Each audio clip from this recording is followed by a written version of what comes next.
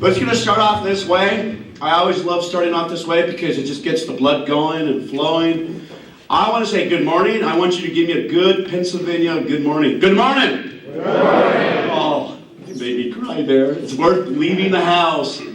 I really mean that. You guys think that's just, oh no, it means a lot. Because I get up every morning, I don't know what hotel I'm in. I travel so much that I'd rather be home farming on my own place. But this is such an important message that I think that it should be taught in all the schools, should be taught all over the world. And it is, and it's growing. And so I am absolutely excited about this soil health movement. For me, it started about 12 years ago. I was working as a district conservationist in Idaho, and I said, something is wrong with modern agriculture. Why are my farmers that farm 500 prime acres in Idaho cannot bring the son and daughter into the operation? That really bothered me because I had a small 11 acres and my big farmer buddy farms around me could not bring his son into the operation. His son has to work outside the farm. Let me ask you this. How many of you have to work outside the farm to support the farm? Raise your hand. Come on, nobody wants to, come on, fess up, I'm a majority, and it's getting more and more that way, right? It's concerning. And then 32 years working with NRCS as conservation, water quality specialist, agronomist. I worked in 4 or 5 states, as you could tell. I was a government employee, couldn't hold a job, so I had to transfer from place to place. But what I observed in my 32 years, we were still not fixing the problem. Sediment is still the #1 water quality problem. And then just recently, the Center of Disease said, farmers and ranchers have the highest suicide rate than any of the top positions in careers in the U.S. I said, how can that be that we are on the land interfacing with God's creation every day and we have the highest suicide rate? Because if the prices are so poor, the producers are maintaining huge infrastructure to make a living. Farming and ranching is the most complex job in the world. Engineering is easy. Farming and ranching is you have to deal with a dynamic living ecosystem that changes every day, every moment. What profession has, you have to be an ecologist, you have to be an agronomist, you have to be an accountant, you have to be a mechanical engineer. You have to do all these skill sets. And yet, we're barely making it. It's very, very frustrating. So I knew something was wrong. Ladies and gentlemen, today what you're going to learn is which I wish I was taught when I left college. It would have made a huge difference in my life. What you're going to learn today is how to farm in nature's image. How to emulate the creation. See, what I was taught out of college, after 8 years of university study, I was taught this. How to control, force, manipulate, genetically splice, through tillage, fungicides, chemicals, all these tools. I am not opposed to the tools. They are tools. But not one professor said, Ray, your goal is to emulate, to nurture, understand the synergies and complementary. Work with it. And the more I work with it, the less I use my tools. The more money I make. This is what this is about. Ladies and gentlemen, we have been so consumed with tools that what it has done to agriculture is all the wealth has left the local communities. I drive through Arkansas, through the whole part of the whole country, and I see dried up towns where there was a gas station, where the shoes were made, where the local grocery store, all dried up because all the money is going to the tools, into the chemical companies, to the tractor companies, to all them. They get to send all their kids to school. And yet we have problems sending our school kids to college. Why? Because all the wealth is flowing outwardly. Am I opposed to those tools? No. The wealth of a community should flow through the farmer and through the rancher. We're going to learn how to do that. We're going to bring back, what we learned today will bring wealth back to you, bring stability back to the communities. It will change your life. It changed my life, and it's changing hundreds of thousands of lives. We're going to learn how to emulate nature. What an amazing goal. And it's commonsensical. Guys, the guys I asked to come and help me out, you can see that lady going, no, young lady, no, I don't want to come out. Come on. We're going to do the demonstration. You ready? The switch.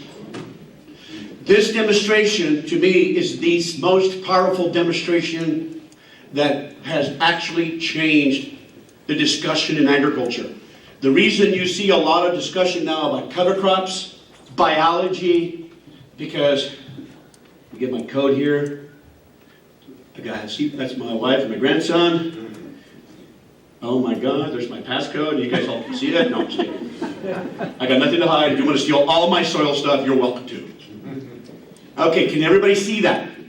Now, go ahead and can we lower the lights in the back? Or that's, I think it's good right there. I think, can everybody see that real clear? Is that better? Okay, fantastic. Now, I took this wonderful 4 young people, our future, and we're going to teach them about soils. Whether you go into agriculture or not, all of us should be taking this school. It should be taught in every grade. We should learn how to interface with our planet. We need to learn basic things, so how the soil works, and the foundation is the soil. Okay, so here's what we're going to do. By the way, our district conservationist, where is he? Mike, where are you? Now, you grabbed these soils, didn't you? Yeah. This is a no-till soil, a conventional soil. Okay, let's look at these soils real quick. Can you see that? That's a tilled soil, and that's a no-till soil, okay? I was trying to grab a chunk. You want to hold that for me? Now, this is the heavily tilled soil. I'm not kidding here. I'm going to get the chunk. Now, let's do this. This is conventionally tilled and an organic system. We'll just take chunks and look at this. This is a no-till. Easy. But we're going to take it right here. We're going to grab a couple of chunks. And you're going to get this cement. It was called soil one time. Okay? Now, we're going to get Missouri soil. This is conventional. Okay? And then you're going to do this. You're going to get, this is no-till. Okay? Okay? No-till, conventional, conventional. Everybody with me? Yeah. Yeah. Okay. You're going gently, we're going to go up here, all 3 of you, and then you're going to help in a little while. What you're going to do is we're going to gently drop this into the water cylinder. It is just water. It is not some special chemical. It is just water. How many of you garden? Raise your hand. All right. How many of you use a rototiller to work on your garden? Come on, fess up. Okay. Okay. I used to do that too. Now, here's what we're going to do. A good, healthy soil will not fall apart when you drop it into water. It will hold its integrity. When they drop it, you're supposed to do this test when it's air dry. Okay? Air dry. So that means what you're going to do is, as we drop it, water's going to rush in to fill pore spaces.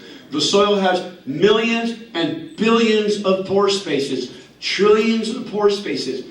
That's the word porosity. If the water does not enter into the soil, there's no porosity, no infiltration. If the soil falls apart, that's indicative the organic matter has been consumed. The biotic glues and the cementing agents that give our soil structure have collapsed. We don't want that. If it collapses, no water enters. Now please, that is one indicator of soil function. There are many. When you go to the doctor does many tests. Fecal, blood, urine, saliva. You are complex. This is a visual test. There's only one. 98% of the soil will slake. That means that will fall apart. Some will not because of the mineralogy. But it's a good indicator of most soils. So you guys are going to drop this and let's see what happens. Ready? Now remember, this two are the conventional. We just took that off. This is the no-till. Can everybody start seeing that? How it's falling apart?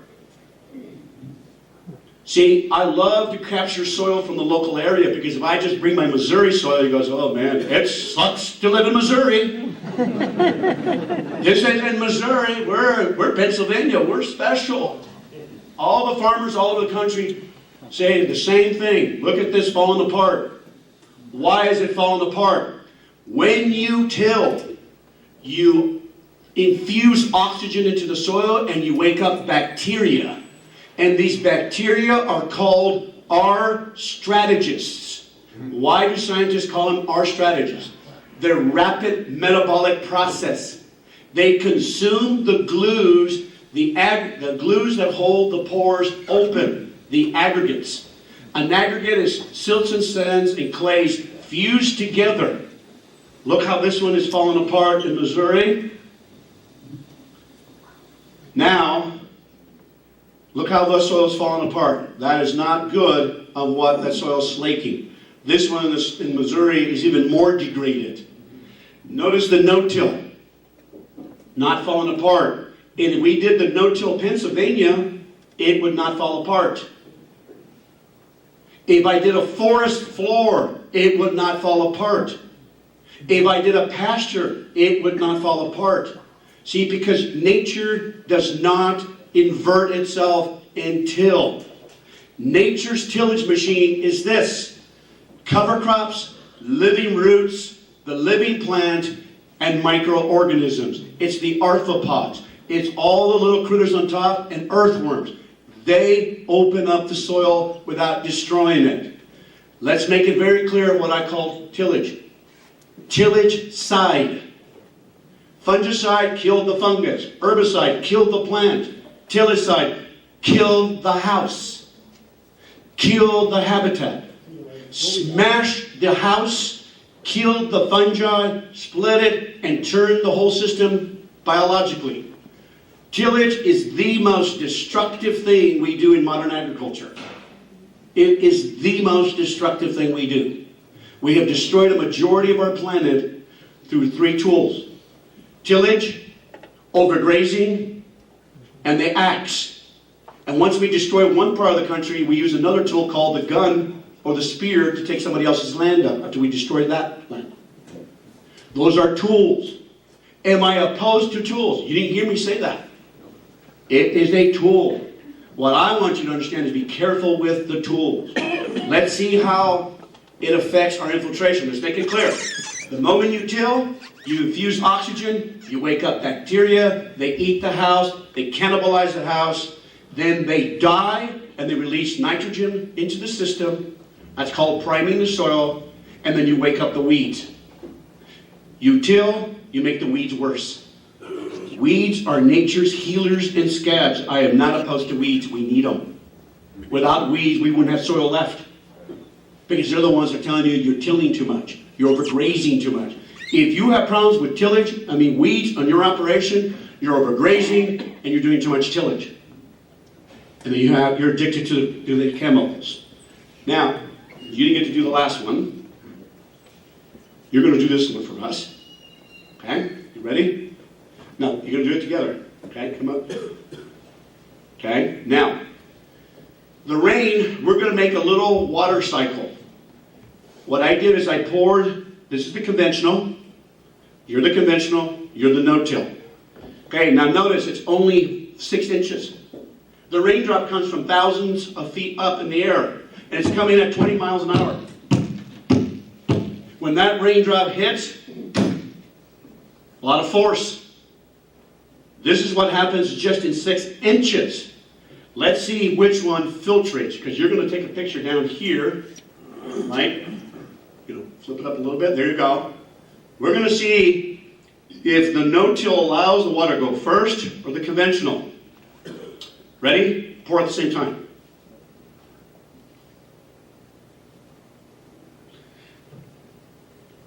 The no-till allows the water to go. Look at this one here, how it ponds up.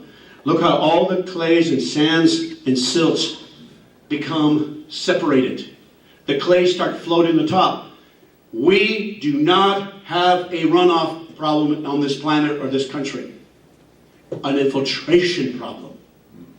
And if you have an infiltration problem, then you have a runoff problem. What happened, look how the suspension of all the clays plug up the pores. We got one more demonstration, guys. So, when you don't have the glues, because they've been consumed in excessive tillage, you're going to have massive runoff.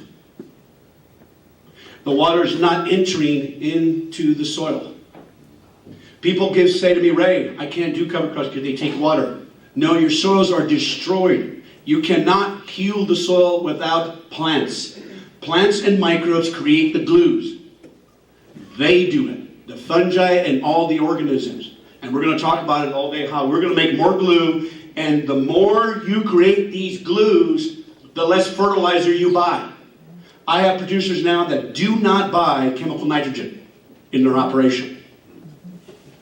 They have no more fungicides, no more insecticides. They have reduced their herbicides by 75%. They're doing one herbicide now, down from 5 to 1. Producers are learning how to emulate nature. Nature does not till. It never has, and it never will. So we got to learn how to reduce the tillage. Now, you guys line up right here. One more demonstration, and we're done. You hold that there. You hold that right here. Now, you guys get a little close together. You're going to pour over that clod. I'll tell you when. And you're going to pour over that clod. Now, can you guys see these guys really well? Now, you guys thank you, that's better, wait. Okay, let's get closer together. Now, all they're going to do is pour. This is the disturbed team, the tillage team. The less disturbed team, the no tillage. Notice how I used an ecological term. Disturbance. Disturbance to the forest. Go ahead and pour. And see what happens. Just pouring water.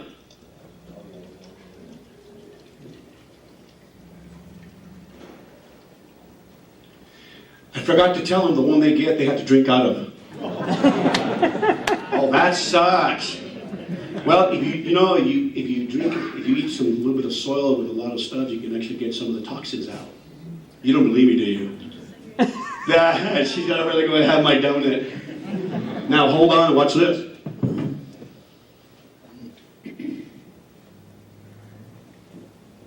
Different management. See, this soil cannot hold calcium. This soil cannot hold nutrients. This is the reason why we as a people are nutrient deficient. This is one of the reasons why we do not get enough nutrients in our diet. This can't hold the micronutrients, cannot hold calcium. It's bacteria dominant. This soil has more balance. It's got more fungi. It can hold the nutrients. It manages carbon better. This is why we can heal the planet and the climate. This one is causing more of the climate to heat up. We heal the soil, healthy plant, healthy animal, healthy climate, healthy planet. It's that simple. But we have destroyed it and diminished it because we always thought of it, like myself, as just a growing medium for a plant. I didn't realize it was alive. It's a living organism. The difference between these two people is the way they look at the soil, the way they manage it. That's how the difference between them. I don't know about you, ladies and gentlemen, but I don't know if you realize, just recently, we have lowered the expectation of life expectancy in the United States by 2 years. Not just because of our soils, it's because of the way we process our food. Please understand, food is health. It is our medicine. Food is medicine. But we got to get this right before we get anything right. We can't handle this anymore. Our farmers are going broke. Give them a hand, please.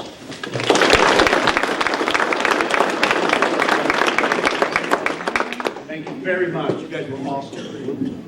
Now, if you guys want to come and look at the soil later on, please do, because we're gonna get going here.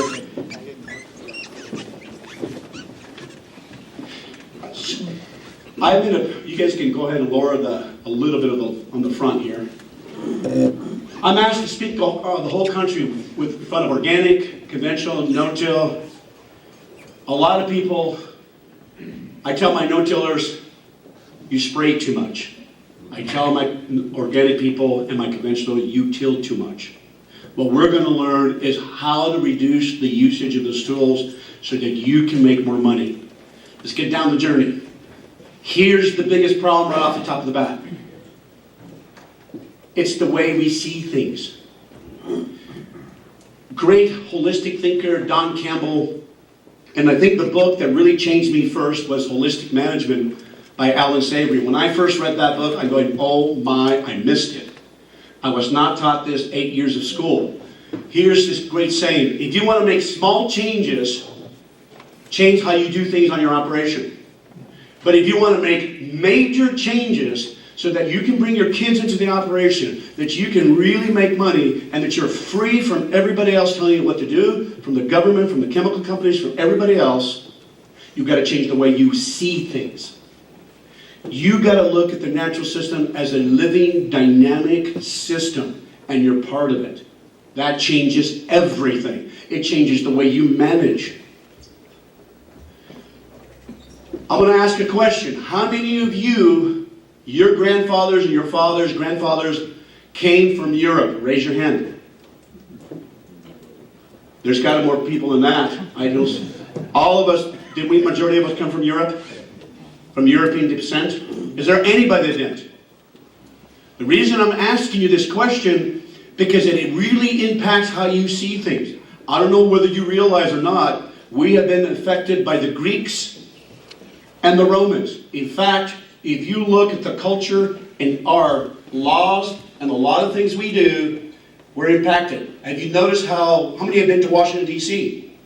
You notice those pillars of the architecture? Where do you think it came from? Greek, Roman. Now let me tell you, we picked up a lot of science concepts from them. One is called reductionism. Reductionism is this. I'm going to explain to you.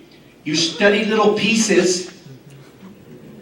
It's a very powerful science. Let me back up a little bit. Reductionism is powerful. We could not go to the moon. You couldn't have a car. You couldn't have a cell phone without reductionism science. It is powerful. But guess what? It does not work well with the human body, and it does not work well with living dynamic systems like the planet. We need more holism. Let me explain what that is. Reductionism is this. This was one of the first scientists, some of the scientists in the 1600s. No, they're trying to explain the anatomy of a duck. Notice how it looks like a machine. It's the same thing we look at our soils. We think it's a machine and a growing medium with maybe just a couple of bacteria in it. We walked away thinking it's a machine. Very little affection for a machine. It's not alive. Reductionism is a system that has hurt us in a dynamic agriculture system because our agriculture is alive. Let me give you an example. When you go to the doctor, you go to the generalist. And when you go to the doctor, what does he do? He sends you to a specialist. He reduces you to a liver, to an eye doctor, to a ear doctor, to the foot doctor, to the hand doctor. The first doctor we should see should know how all of it is connected. Instead of giving you a prescription and tell you to go away, you just have a problem, and give you a pill. The first doctor should be the most brilliant. He should know all how the parts work together as a collective whole. That's not the way we taught our students throughout the country. Here's what I recommend. There's a great book, a great hour and a half on YouTube by Dr. Russell Acoff. He teaches you how to think in systems. Today we're going to teach you how to think in systems. He's an hour and a half on YouTube. He passed away, but he was one of the most brilliant systems thinker out there. I recommend watching him. Let me talk to you more about reductionism. Right here, if I jumped on that tire, I said, tire, get me to the house. Will I get to the house with that tire? You won't. But we look at the human body, and we look at agriculture like this. That's why when I left college, I could not help my farmers, because I looked at everything in pieces. I was taught reductionism. Now I'm taught holism. Reductionism is this. You study down to the little piece, but you forget to back off and realize it's a whole. Why is this important? You need to understand that those pieces, that you need to understand how they work in relationship to each other to make a whole. This is incredibly important when you are out there spraying herbicides, fungicides, and insecticides. You need to understand that all the parts are connected. So if you hurt one part, you may affect the functionality of that vehicle. You may affect the functionality of your soil. So the whole thing is, I'm trying to teach you is to back off, look at the whole picture. I remember a guy in Extension in Kentucky says, well, Ray, I like your talk, but that word holism is a hippie word. I said, it's not a hippie word. Never was. Holism says, look at the whole thing before you make a decision. You know what we left out? The soil microbes. They do everything down there. We'll talk about them. This is a scene of reductionism. I worked with NRCS 32 years. We have spent billions, even trillions of dollars, and yet sediment's the number one water quality problem. This is a reductionist view of how we apply conservation on the land. Your soils are supposed to look like this. Heavy cottage cheese. Big pore spaces. This is tilled soil. No cottage cheese. Same soil. The only healthy functioning soil in this whole landscape is the diapers, the riparian forests, the filter strips, the grass waterways. They have aggregation like excellent. If you want to question me, here's what I suggest do. I want you to go to your grass water strip, and I want you to compare it with your field. You're going to find way more cottage cheese. You're going to have higher infiltration rates in your grass water strip and your forest than you will in your own fields. The problem with this whole field, this whole landscape should be covered in green. It should be all cover crop. Because the soil does not work without a living plant, period. When a producer tells me I don't want to do cover crops, I smile and say, you don't know how the soil works, do you? The ancient people said, the plant is the mouth of the soil. If I strip your mouth away from your body, how long will you live? Not very long. You will die. That soil right there is not being fed. All winter, it's starving. Let me build my point some more. As I teach all over, our people, when I talk to producers, they'll say to me, but Ray, you don't understand. And remember, I've been in every state. They say, Ray, no-till covers don't work here because it's too cold.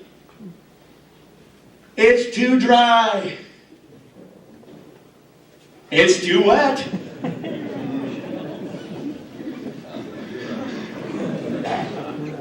But the reality is, we're doing no-till in Canada. We're doing no-till in Massachusetts, Connecticut. We're doing no-till in Afghanistan. Doing no-till with 60-inch rain in Arkansas, Mississippi, Alabama, Georgia. Oh no, but it won't work. What do every region have in common? Biology. Soil organisms live here, here, here. All of them have organisms. It is a living planet. Biology doesn't stop on the border. It's like when you come from Jersey to Pennsylvania. Well, I can't go into Pennsylvania. There's no biology there. That's what we have taught. The first thing we should always ask, what's common in every region, not what's different in every region. When I went to college, they told us this. They taught me biology, the physical, and the chemical. Look at the circles, all equal value. They're all important. And organic matter is the most important of all. It's the mother lode where everything converges. I disagree with that. See, I believe the biology builds the aggregates, builds the physical, builds the glues, and maintains the structure, makes the organic matter, which regulates the chemistry. Case in point, planet Mars, planet Earth. What do they have in common? They're both chemical physical, would you guys agree? Why does the planet look like this? And this is Mars. By the way, I actually saw some fields that look like that in Texas. What's the difference? Biology. They are not equal. They never will be equal. Am I saying the chemical and physical are not important? I didn't say that. They are not equal in importance. The reason you guys are all chemical physical, but if you do not have a spirit in you and you are not biological, the chemical and physical means nothing. Then you're just geology. By the way, the word human comes from the derivative of the word humus. So technically we're all dirt on legs. Recent scientists found out that there's 10 trillion cells. We're all 10 trillion cells, and 90% of you is not you, it's bacteria. Wow, pretty amazing. I've learned from some of the top scientists. They taught me, this is amazing. How many have actually seen this? I grew up in the West, and we've seen that. And I could never explain. I said, man, that's a compaction issue. And how do farmers want to fix that compaction? I want to pull a tractor and I want to run a big piece tillage machine. How does that tree survive compaction? It builds a relationship with arbuscular mycorrhizal fungi. Fungi can throw powerful enzymes, break the rock down. Bacteria break the rock down. The acids leak from the tree also, like CO2. They have CO2, comes on with contact with water, carbonic acids. Plants break and modify their environment. The most powerful thing you can do in your soils to modify it is plant a cover crop. If you see the new research that came out of Ohio State was phenomenal. They purposely compacted heavy clay soils with a grain truck. They used tillage on one and cover crops on the other. And then they planted the corn. Go on YouTube. Ohio State did it. Cover crops won in breaking the covers up, the compaction. Replicated research. This is Australia, ladies and gentlemen. You think it sucks to farm where I'm at? My place is all rock. I'm okay with that. Where I live in southern Missouri, a lot of rock. But that's an old calcium carbonate. That's like an old gypsum bed, an ocean of gypsum. Can you please tell me why it's dark like that, audience? Life. Life modifies, guys. The more we inculcate life into our operations, and Steve's going to talk to you about covers, and John's going to talk about how powerful the life is and how we let it do our business for us. It's designed to work for us. We need to embrace life. So every time you run that tillage machine, I want you to think about my little pet here. In the soil columns, in the water columns. It's a water bear.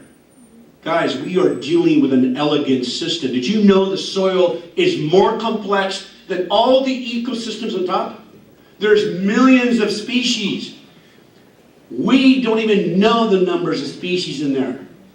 In 1 teaspoon of soil, There's more than all the humans put together. Billions. It is a complex system.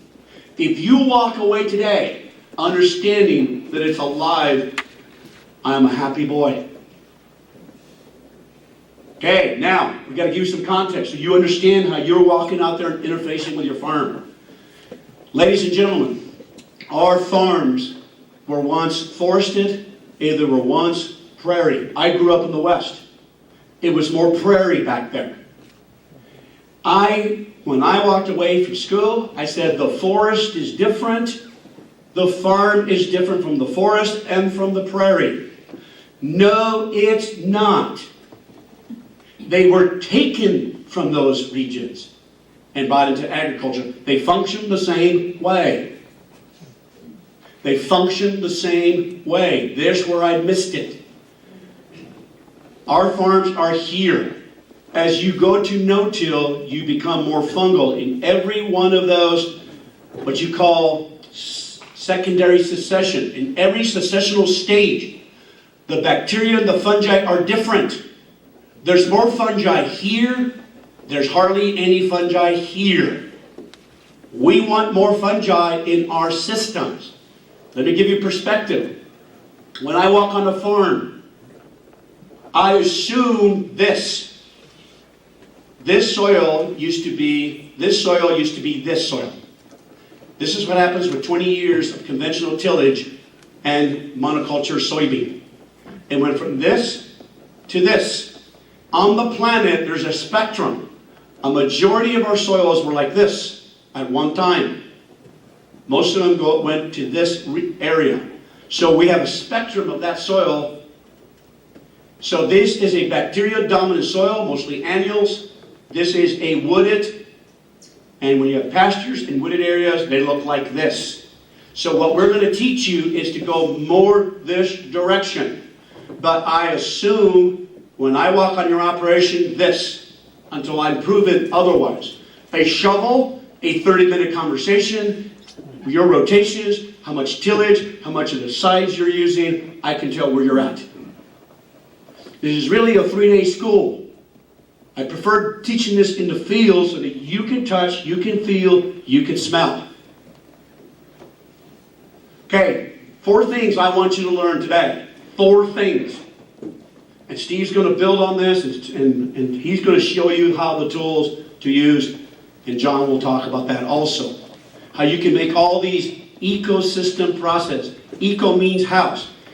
This is how the 4th way the house works. The planet is our house. We don't get all caught up in the words ecosystem. Eco means house. Ecology, study of the house. Economics, the study of the money of the house. You don't get the ecology right, you don't get the economics right. But I draw you in with the economics. Then you fall in love with the ecology. First 4 things. Number 1. You have to capture sun all the time on your operation, even in these colder regions. You do intercropping, polycropping, you do not leave that ground bare. You will figure out a way. Steve will show you that. If I don't capture sun, I don't build cottage cheese, I do not build a water cycle.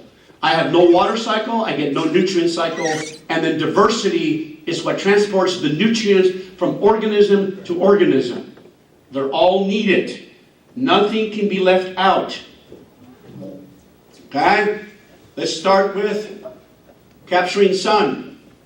Our job is to capture sun. We interface with all those processes. The nutrient cycle, the water cycle, the biocommunity, all on the surface. No matter how you manage your grass, or your corn, or your rotations, this is the conduit of energy here. This sun transports, and then it feeds, the plant converts the sun into liquid carbon. Liquid energy feeds the microbiology.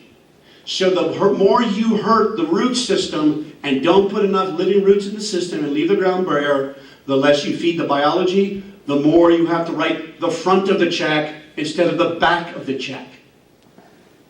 Okay? So it's really critical to understand this process. And we all interface it with here, right at the ground level. Okay, capture the sun. Number one thing to remember, the plant and soil are one. We should have never taught them separate. See, the word soil means alive. By the word soil, it means alive. So plant, if I take the plant out, I have no soil biology. If I have no soil biology, you have geology. Plant and soil are one. Okay, this is a tip root leaking liquid sun. Hundreds of compounds into the soil, feeding the soil biology, creating the aggregate. The plant does that and says, look, microbes, I give you this. You bring the phosphorus out of the rock. You bring the magnesium, the trace minerals, and I will give you liquid sun. They exchange that. Plants leak 30 to 70% of their energy to feed the biology. The more I do that, the less fertility I have to buy. Period. Why? They're feeding these organisms. These organisms, the moment you put a root, even a small root, billions of those populate. They reproduce every 20 minutes. They can fill the whole planet in hours. But thank goodness there's a self-regulating mechanism. These are my fertilizer packets. The more roots, then here come the protozoa and the nematodes to eat them. They release nitrogen. They release nitrogen. Producers, now I'm going to get you involved here. Raise your hand. Which person, tell me, which one's making money and capturing money? The right or the left? The right. And I will travel the whole country, and it's mostly this. We're spilling sun, leaking nutrients. This guy, Pennsylvania, I'm so proud of Pennsylvania. 30 to 40% of the land is covered in Pennsylvania. The rest of the country, a majority is bare. I am so proud of Pennsylvania, what you guys have done. This producer is capturing sun. He's holding the nutrients in the body of the cover crop and the microbe, and he's releasing it to its corn and soybean the next year. This one, the soil is one. This gentleman's capturing sun. See, you're farmers. Your job is to capture sun. That's how we get paid. And then, here's how so the more sun you capture, the more the water cycle works. Let me show you through this video. To fully appreciate the potential runoff and erosion from a conventionally tilled field like this, you really need to be out here during the most intense thunderstorm of the year. Since most people aren't willing to do that, here in Virginia we use a rainfall simulator to help our farmers tell the story of what happens when it rains really hard. How many have seen a big rain simulator? Raise your hand. A lot of you have not. On the left, we start with a tray of dry, loose soil taken from a clean till field. On the right, we start with a slice of intact surface soil from a long-term no-till field. This soil is not only protected with a mulch of cover crop residue, it also has a stable, porous sponge structure. You know, years ago, as a kid, I remember, you'd get these big, heavy thunderstorms in the summer, and it would just wash the field, and you'd end up with mud down the road. And I'm talking about mud that you'd go over there with a skid loader and scoop out of the way so the cars could go down the road. What I'm seeing now is I'm seeing these heavy rainfalls, and I'm barely seeing a trickle coming out of the field. After we simulate an extremely intense thunderstorm for 5 minutes, the differences are obvious. Most of the water we apply to this soil has run off into this jar, carrying away with it a thin but very significant layer of topsoil.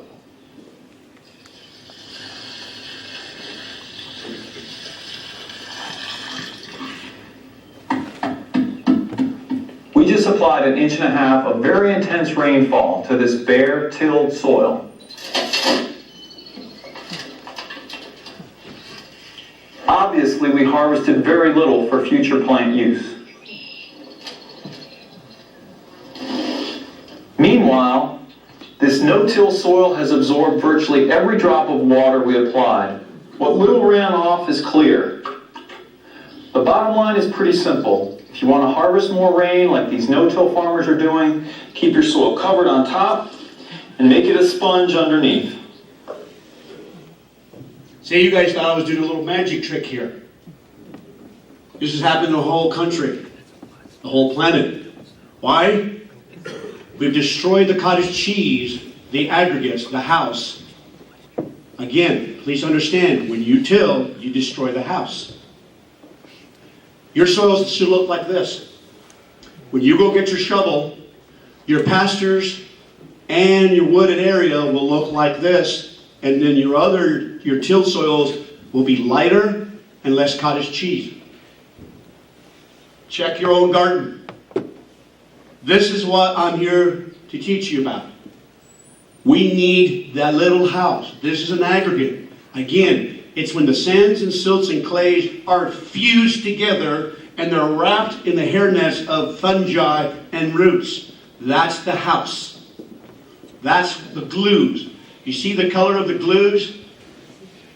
You can see it. They permeate and they coat the soil. See, organic matter is this, ladies and gentlemen. Organic matter is the secretions and the excretions of the life and death. Somebody defecated, somebody bled, something died to create those glues. The soil did that. And you cannot do it any other way. And you've got to have a living plant. The aggregate looks like the uvula of a human lung. The surface area of our lungs, that's why our lungs have lots of veins and arteries, and the surface area is amazing for diffusing oxygen. The aggregate is the same way. The aggregate is the transfusion, it's the flow of air and water and nutrients in that house. You mess up the lungs of the soil, you mess everything up. Even the transformation of nutrients gets completely altered because you shift the biology. This is the way our roots should look like.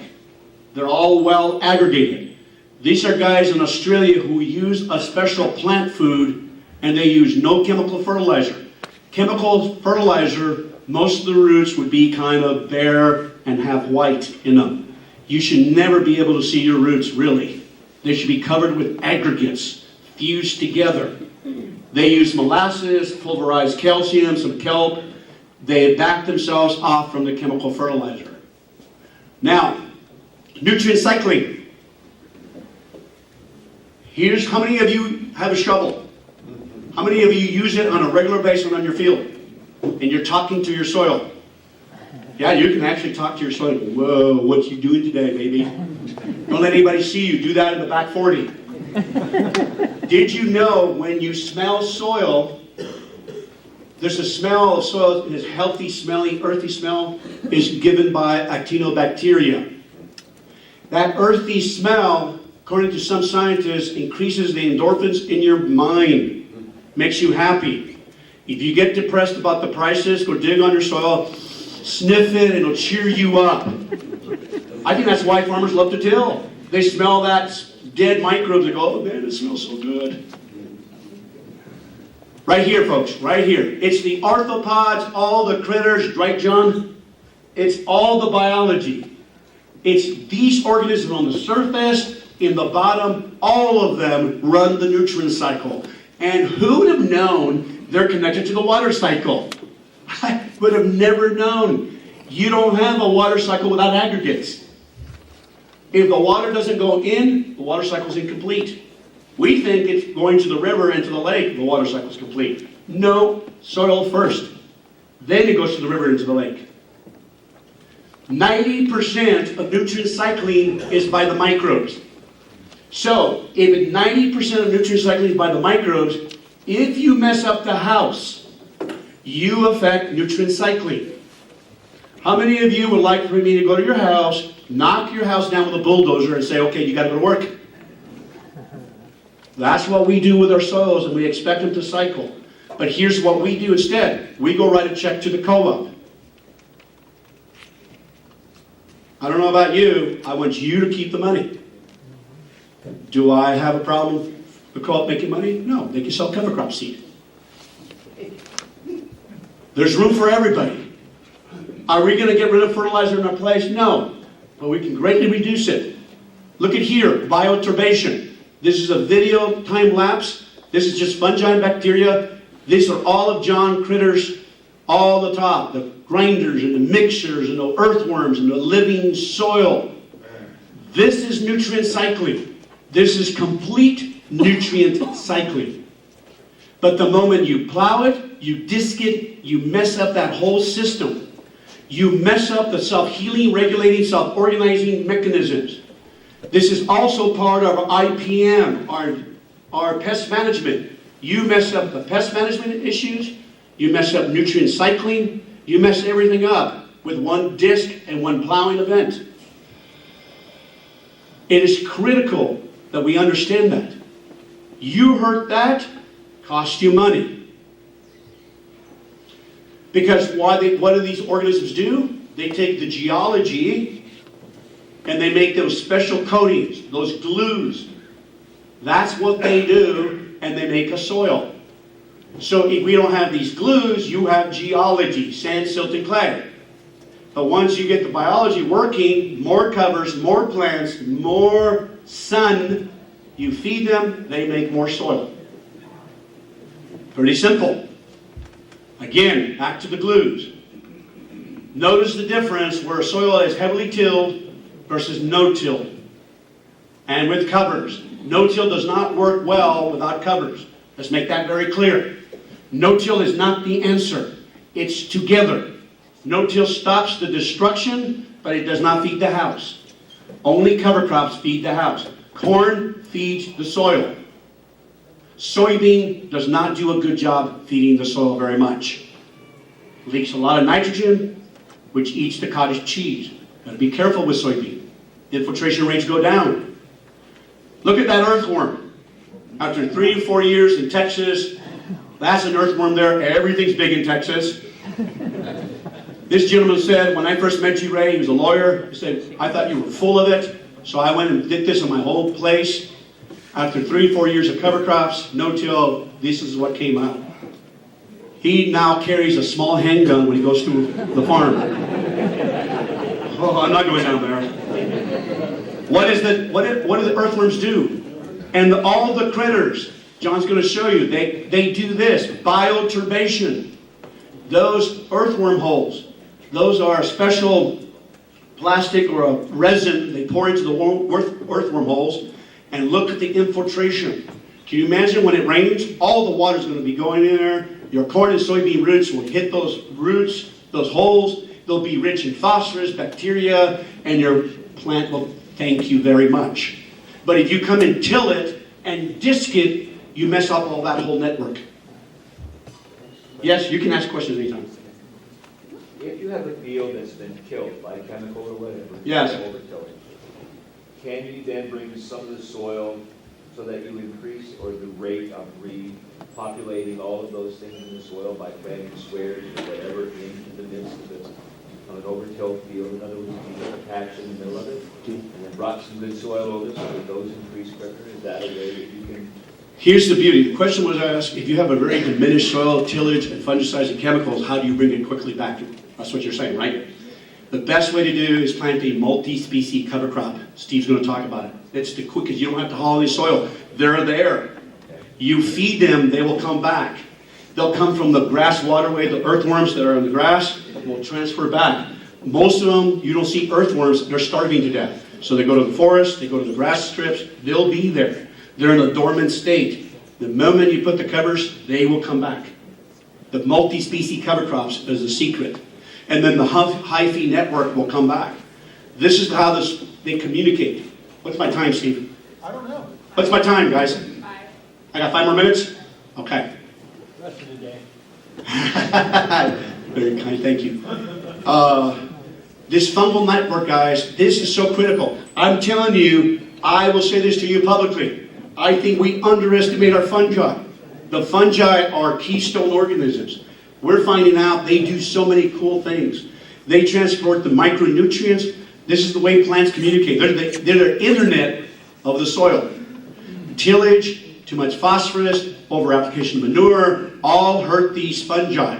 Fallow, bare ground hurt the fungi. They are critical. See, with the fungi, this is a plant with fungi. They access all the nutrients in the water. These are the guys that help you get through the drought. But if you had no fungi, you only access this much nutrients. So the more multi-species cover crops, the more you create the spores, the more fungi you will have. These guys are critical. But they don't like tillage, over-application of nutrients, too much phosphorus. If you have over 200 pounds of P in your soil, you shut these systems down. Too much of that manure is cool, but too much of manure is not a good thing. We'll talk about that in a little while. In fact, I think we'll probably jump there because I got 5 minutes.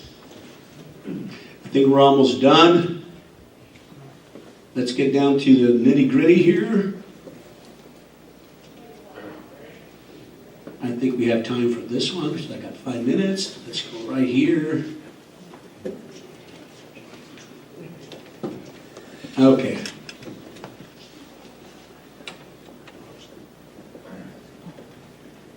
Because they wanted to talk about the manure, because I think that's important for you guys, right? How do you manage the manure? Here we go.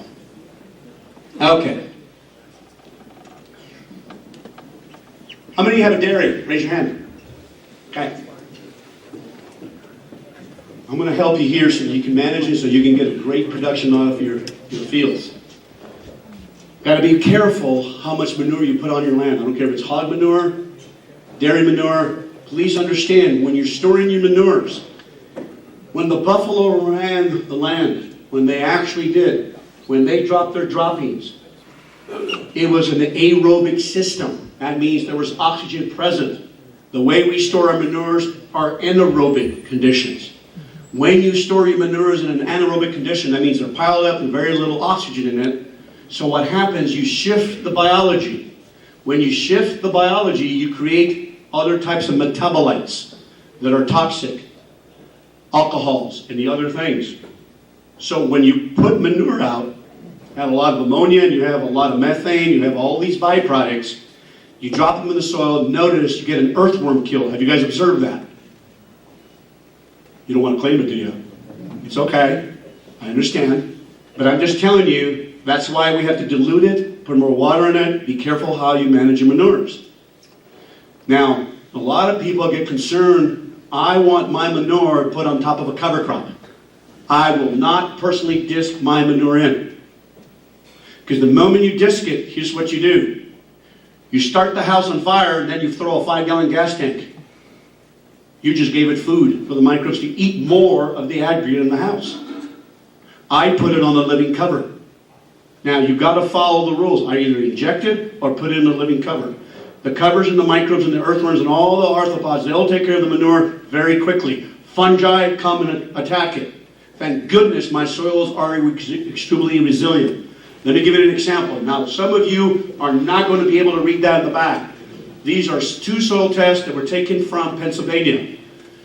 This one here, this particular field, was a dairy slurry at 20 to 60,000 gallons per year, spring and fall on corn stubble. Rotation is continuous corn. This right here is a dairy slurry with 3 times a year and only 6,000 gallons. Now, the soil test that we use here is called the Haney test. It's very accurate and very precise for nitrogen. It's probably one of the best tests out there right now, the new technology. Now let me show you what happened. Where they put a lot of dairy manure and a slug like here, the soil health score was 7. Let me give you a perspective. 0 to 50. 7 and below, your soil is marginal. 7 and below, your soils are marginal. It takes 7 parameters. Now, to understand this correctly, you have to come through my 3-day school. I'm sorry, I cannot teach you all this in an hour. It's taken me 5 years to wrap my mind around this soil test and what's going around. And designing mixes, it takes years, doesn't it, Steve, to learn. You don't pick this up right away. That's why we have a 3-day school. Now, here's what happens. The soil health score dropped to 7. The guy that split his rotation and used cover crops, the soil health score is 28. Way much higher. The aggregate stability, the house, was low. That means too much of that, it was consuming the house. They consumed the carbon. Remember, those aggregates are made out of carbon, and look how little cycling had happened. Only 8 pounds of N was available, and they put all this slurry out there. Where they broke it up, 198 pounds of N is available. The aggregate stability is 42%. Very high. So in other words, when you put too much manure, you hurt the respiration of the microbes is 43. The respiration of this one's 108. Respiration is this. The more I work, the more CO2 you release. This one had low CO2 respiration. This one had higher because they broke up and put very little manure out there, and they broke it up so the microbes could process it. If you put too much manure, it eats the house, the respiration goes way down, and there's no nutrient cycling happening. Then we did the tissue samples. And top of that, all that manure, the producer went ahead and put 90 pounds of UN out there anyway. Because he didn't follow the tissue sample, he did not follow the Haney test. Look at the tissue samples, were all inadequate. But look at the one that split it and no fertilizer. None. All were in the adequate. Here's what I'm saying. When you put chemical fertilizer, only 60% never reaches the plant. 60% never reaches the plant. What happened to it? Volatilized. The mafia took it. Bacteria are the mafia. They're the first eaters. Okay? So 40% goes to the plant. But what the samples and the tests were saying, we didn't need the nitrogen.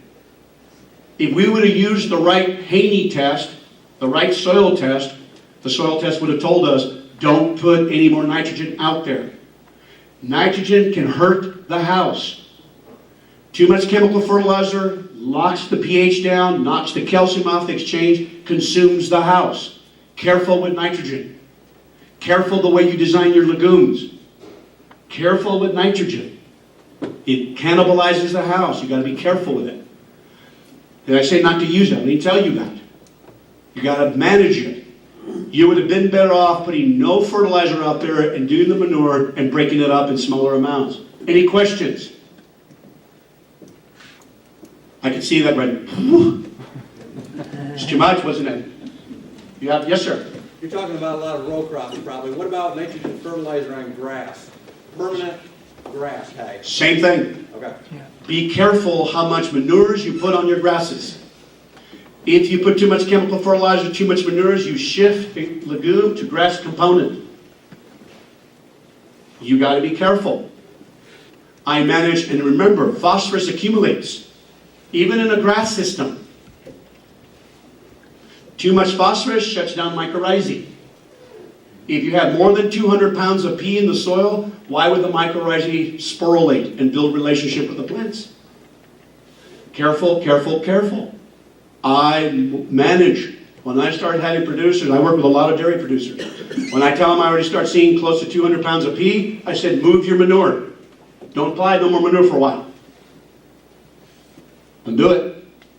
Because we have, Steve and I were talking, there's some fields that have over 1,900 pounds of P.